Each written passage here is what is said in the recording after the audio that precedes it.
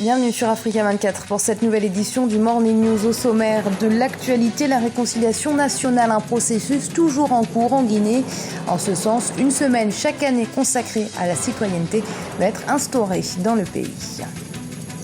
À l'instar des autres États africains, pendant ce mois de Ramadan au Tchad, les prix des denrées de première nécessité ont augmenté de manière significative sur les marchés.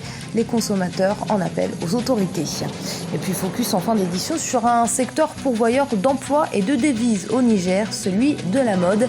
Un moyen également d'exporter la culture nigérienne à travers le monde.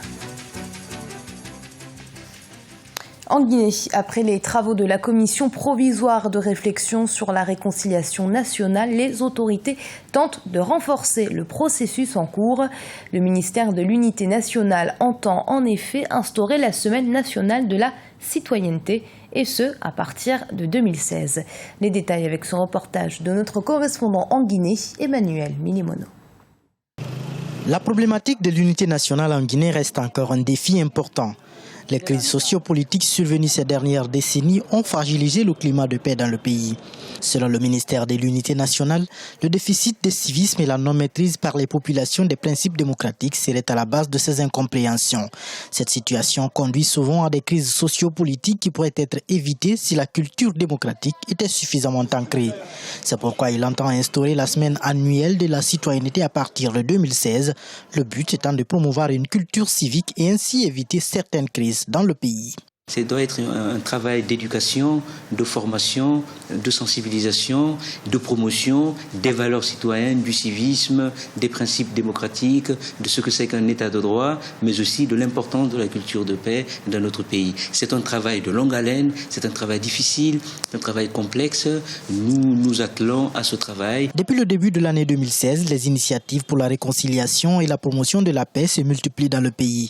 Outre la formation et la sensibilisation des acteurs politiques à la promotion du dialogue et de la paix, les autorités et les institutions internationales développent également d'autres stratégies de recherche d'un terrain d'entente entre les fils et filles de la Guinée.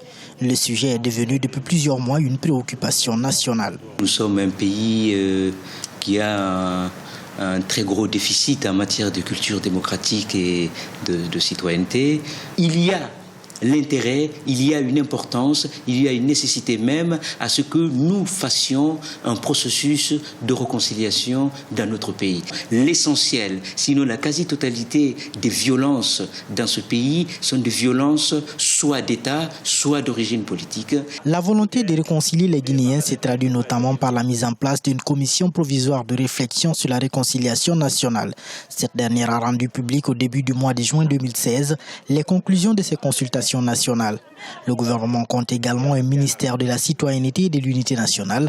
Selon les acteurs, la promotion d'un environnement civique est l'une des manières les plus efficaces de prévenir ces crises récurrentes.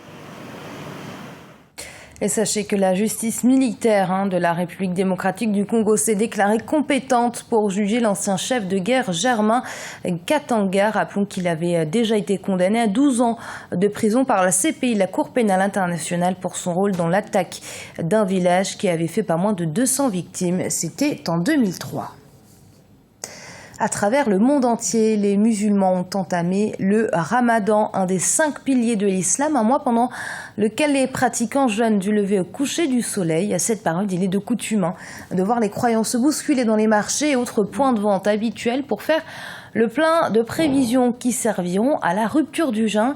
Une aubaine pour les commerçants les moins scrupuleux qui n'hésitent pas à augmenter les prix des denrées alimentaires. C'est le cas notamment au Tchad. Reportage de notre correspondant Mahamat Ramadan. À N'Djamena, comme dans le reste du pays, pendant ce mois saint de Ramadan, les prix des denrées de première nécessité passent du simple au double sur les marchés. Les produits de grande consommation les plus touchés restent la farine, le sucre, les céréales et les légumes.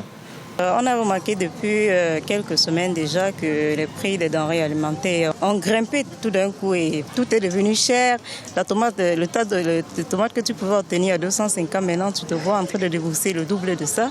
On est quand même chez soi, on doit manger à sa faim, mais s'il faut que pour manger quelque chose que hier il fallait débourser la moindre petite somme, aujourd'hui on se retrouve en train de faire le double. Depuis que nous avons entamé le période de Ramadan, les prix des denrées de première nécessité sont doublés, triplés, voire quadruplé, sous les complices de nos dirigeants qui sont censés de réguler les prix des premières nécessités sur le marché.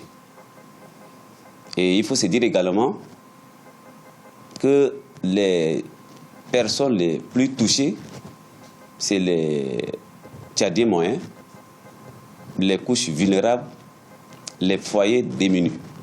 Les experts, quant à eux, expliquent le phénomène de l'augmentation des prix sur le marché tchadien en cette période de Ramadan par la loi naturelle de l'offre et de la demande. Le consommateur qui anticipe sa consommation en faisant un stock inhabituel, il fait ce qu'on appelle une spéculation de quantité.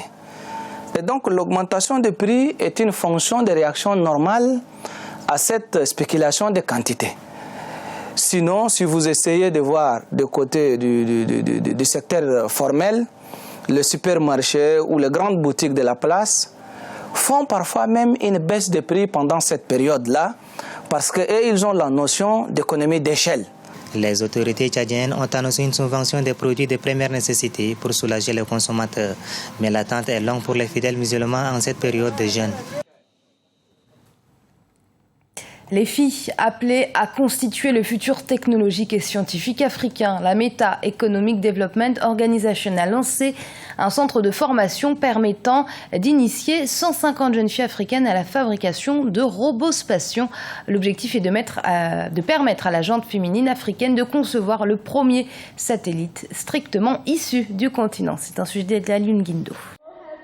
150 lycéennes sud-africaines en formation pour leur première mission spatiale. Le Meta Economic Development Organization a lancé un programme de formation pour jeunes filles leur permettant de construire des robots spatiaux. Objectif, faire des lycéennes de toute l'Afrique les initiatrices du premier satellite africain en orbite.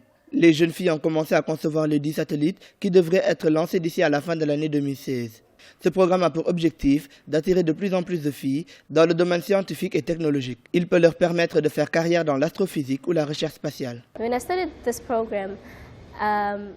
Lorsque j'ai démarré ce programme, j'aimais déjà la technologie et la science. Quand j'ai décidé de poursuivre mes études dans ces domaines, je pensais plus à devenir ingénieur. De ce fait, ce programme devrait beaucoup m'aider en termes de compétences en développement scientifique, entre autres compétences de base pour l'avenir. Les chiffres montrent que le nombre de femmes qui travaillent dans la science est chronologiquement bas, surtout en Afrique. Un faible résultat notamment dû à la pauvreté et au mariage précoce. Le satellite en voie de conception au MEDO devrait permettre de mesurer la température, mais aussi d'enregistrer des sons et d'identifier la radioactivité dans l'espace. Le MEDO ambitionne d'offrir le premier satellite privé africain et nous avons décidé de laisser de jeunes femmes le concevoir et l'assembler. La plupart de nos derniers ateliers n'ont concerné que de jeunes filles qui sont venues visiter nos locaux et voir le travail des ingénieurs satellitaires. Elles ont pu comprendre à quoi servaient les satellites. Le futur satellite va ainsi avoir une orbite polaire autour de l'Afrique pour nous aider à faire face à nos propres problèmes dans 10 ans. And they want to focus particularly on Africa and the problems that they will be facing in 10 years' time. Le premier projet du genre du MEDO a attiré des candidates de la Namibie, du Malawi, du Kenya, du Rwanda et du Ghana, en plus des Sud-Africaines. Au cours des prochains camps périodiques d'une semaine, elles tenteront d'améliorer leur projet satellitaire. Au Niger, le secteur de la mode constitue l'un des leviers économiques qui génère une entrée importante de capitaux, mais crée aussi beaucoup d'emplois. Il constitue également un important moyen de préservation et de promotion de la culture nigérienne. C'est un sujet d'Oumoukel Tsomba. Depuis le lancement en 1998 de la première édition du FIMA, Festival international de la mode africaine au Niger, par le célèbre créateur Alfadi, la mode est devenue un vecteur de croissance. Le secteur de la mode joue un rôle essentiel dans la sauvegarde de la mémoire et de l'expression des identités des différentes communautés. Les stylistes nigériens, à travers les défilés qu'ils organisent un peu partout en Afrique et dans le monde, mettent en exergue les différentes facettes du pays. J'ai traversé la frontière du Niger à travers la mode. Je fais pas mal de pays de la sous-région, les pays limitrophes. Et encore, j'ai quitté l'Afrique jusqu'en Europe pour défiler au nom de la mode. Donc, j'ai porté le nom du Niger au nom de la mode. C'est un facteur économique et c'est un facteur aussi culturel, quoi. Donc, c'est à travers la mode aujourd'hui qu'on peut reconnaître notre pays, le Niger, quoi. Le gouvernement nigérien accorde depuis quelques années une grande importance à la valorisation et la protection du secteur de la mode. À cet effet, plusieurs mesures sont prises par les autorités, notamment le renforcement du cadre institutionnel. Nous avons décidé dans les jours à venir de renforcer APEC. On va la renforcer parce que c'est une institution qui va avoir en charge l'encouragement, la motivation à la créativité, la motivation à l'attachement ferme et professionnel à la culture et à la mode et aux arts. Et nous allons aussi promouvoir les activités qui vont dans le sens de rendre la mode apte à jouer ce rôle de changement de mentalité. Le secteur de la mode nigérian regorge de potentialités avec la pléthore de créateurs pétris de talent. L'entrave la plus importante à laquelle il se heurte est le manque de financement. Et ce journal a été réalisé par l'ensemble de la rédaction. Merci de l'avoir suivi. Dans un instant, une nouvelle édition de l'information.